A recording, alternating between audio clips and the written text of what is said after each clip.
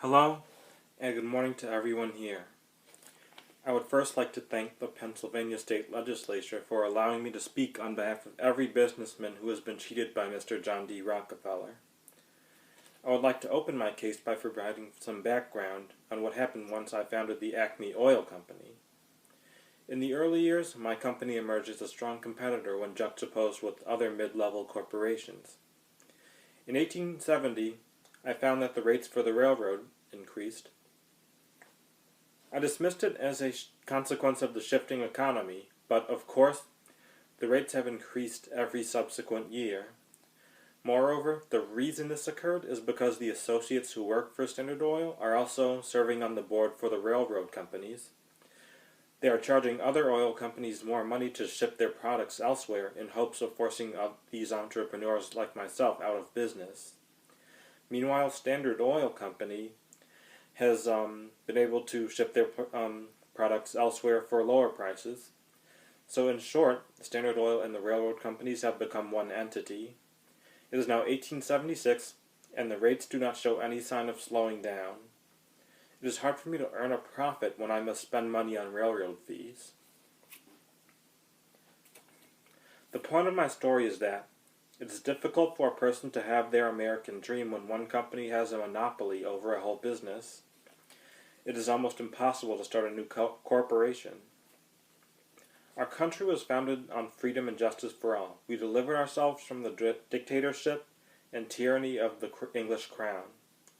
Our ancestors fought for this freedom. I am telling everyone in this courthouse today that Standard Oil, with its monopoly, represents the very tyranny our ancestors protected us from several decades ago. I know my statements will have many detractors, but I believe that the government should no longer hold a laissez-faire stance on the economy, and should instead take control of the railroad companies. This exertion of control will ironically allow other companies to thrive. In turn, our country will be freed from the despotism that our Standard Oil represents. It should be noted that this monopoly does not only affect companies. It has, as our press has written and shown in cartoons, is a large octopus that strangles our farming communities, our lumber dealers, our fruit growers, our miners, and the telegraph business.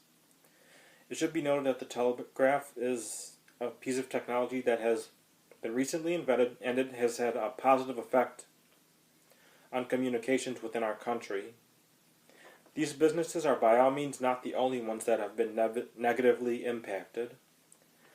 Rockefeller's hold, as you can see, is placing the economy of the United States in jeopardy. If this continues, we could be experiencing an economic downturn soon, due to all of the struggling businesses. I have several solutions. The first option is to have governmentally induced horizontal integration.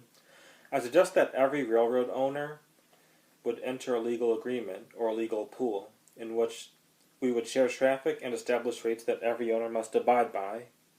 In doing this, every owner would have the ability to check one another, in a similar manner to how the broad branches of our federal government do so.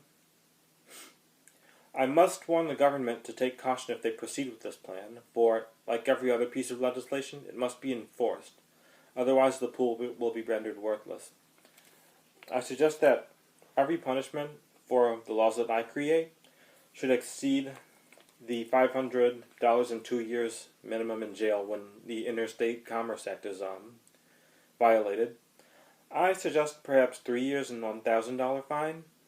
However, I will leave that to my more legal savvy businessmen, who are also very angry, or the few lawmakers that are not being paid off by Standard Oil.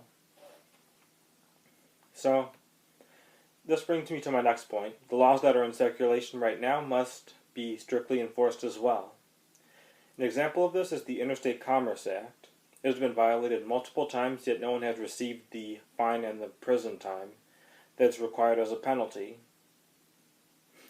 My next solution is to enact laws that prevent individuals from serving on more than one board. For example, one will be unable to work for the railroad and Standard Oil. In turn, this will separate these two companies, and people will be able to have everyone will have rates that are agreeable. And as stated earlier, this rule must be enforced. Otherwise, it will not have any worth. I would like to thank so this concludes my presentation, and I would like to thank the Pennsylvania State Legislature for allowing me to have an audience. I hope you all will consider my options and implement some of these ideas. I hope that all of my solutions will aid every businessman who has been undercut. Thank you all, and goodbye.